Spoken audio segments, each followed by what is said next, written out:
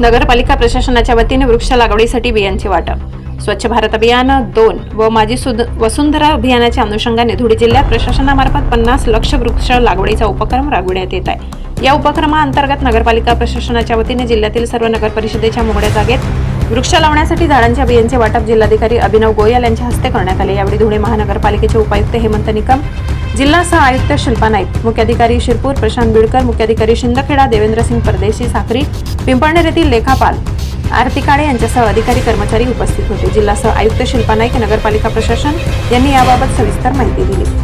नमस्कार, मी शिल्पा नाईक, जिल्हा सह आयुक्त नगरपालिका प्रशासन. आज मान्य जिल्हाधिकारी महोदय यांच्या अध्यक्षतेखाली जिल्ह्यातील सर्व नगरपालिका आणि महानगरपालिका यांना बियांचं वाटप करण्यात आलेलं आहे. जिल्ह्याला 50 लक्ष वृक्ष लागवडीचं उद्दिष्ट आहे.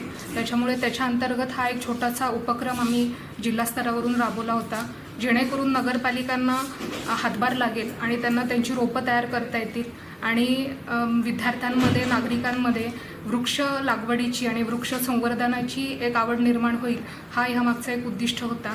आणि आज कलेक्टर सरांनी, जिल्हाधिकारी महोदयांनी सगळ्यांना ते बियांचं वाटप केलेलं आहे, सगळ्यांना सूचनाही दिलेल्या आहेत आणि मी अपेक्षा करते की जिल्ह्यातल्या सगळ्या नगरपालिका हे उद्दिष्ट पूर्ण करतील.